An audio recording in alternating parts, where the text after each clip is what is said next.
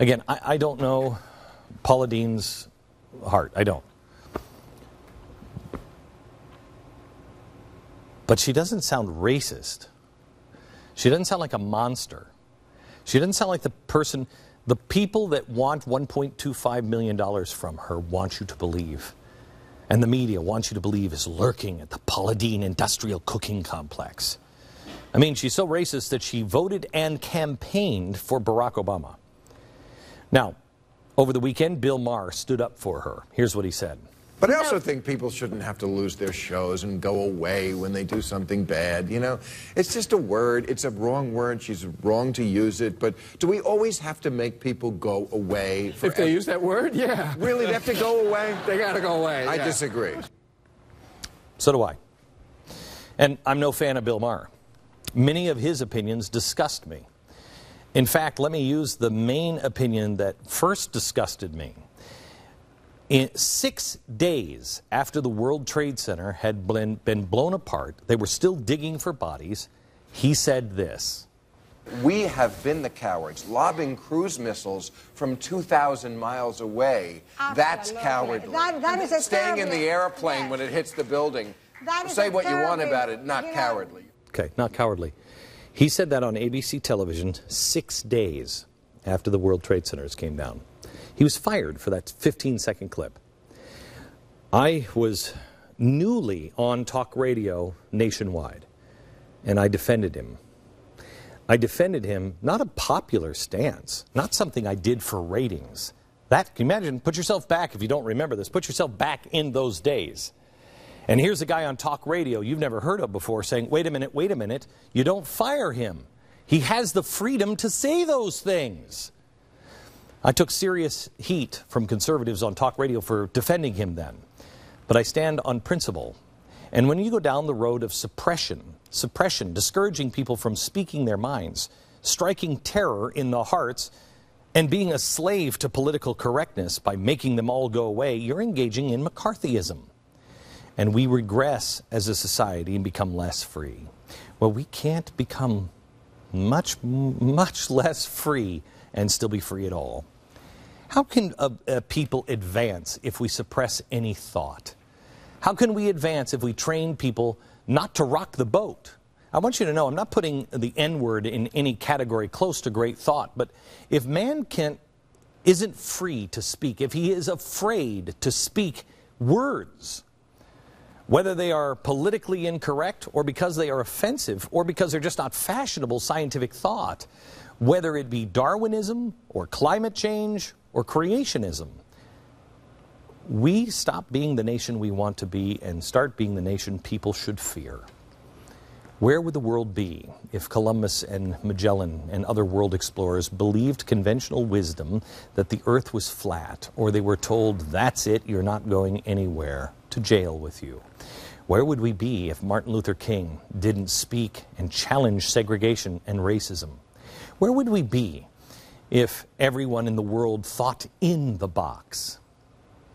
That's why it's important we defend our right to speech. And whenever you see it under assault, even the most, and maybe especially in its most vile, disgusting speech, you have to stand up and make sure you defend people's right to say it.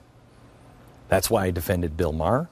That's why I defended the Daily Show creator just a few weeks ago. She said something stupid, and I said, back off. She has a right to say it. That's why I defended Shirley Sherrod. That's why I defended the artist that did Piss Christ. That's why I defended Keith Olbermann the whole time. He was boycotting me. And that's why I defended the chink in the armor guy at ESPN, the writer who was fired for using a phrase everybody uses. I'm not defending what people say or what they do or how they live their life, but I am defending their right to do it, to say it, and to live their life that way. I, for one, am an American that is sick and tired of knee-jerk PC mob reaction to the fragments and sound bites of people. Paula Deen could very well be a racist. I don't know. But you don't either. And here's the thing. I don't really care what Paula Deen said years ago in her private life. It has no impact on me or society whatsoever. Remember, let's put it into context, she's the cheese sandwich lady. She's the, oh, everything's better with butter lady. If America ends up deciding that she's a racist, you know what? Then they're not going to watch her show and she'll go away anyway.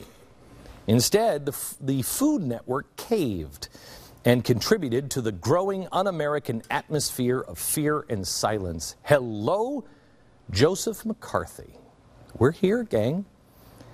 All speech must be defended, especially the speech that you do not like. Now that seems like an obvious right, and it seems like an obvious no-brainer, but it's hard to do. And the test is really easy. Which statement would need protection? I love the president. He's got great abs and free phones. Does that need any protection in today's world? None. I'm not so sure about global warming. Well, that's starting to become dangerous now, isn't it? Or how about this one? There's only one that definitely needs protection because everyone's against it. And as much as I hate this, you have to allow them to say it. I'm sorry, but this one needs protection too. And if the American people would ever wake up, and this president ever had the approval rating he deserved, about 2%, this one would need protection as well.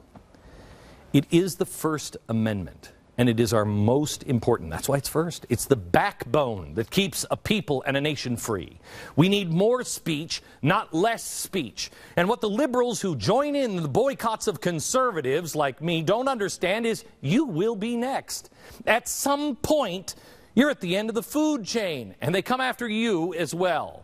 Look what happened to Nancy Pelosi in front of a crowd of progressives, a very friendly crowd for her until this weekend. And as far as Snowden, he did, I may be in disagreement with you, he did violate the law in terms of releasing those documents. We don't know. I understand, but he did violate the law.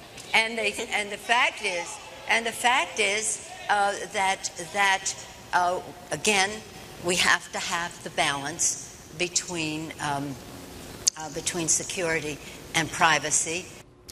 That's when they went crazy.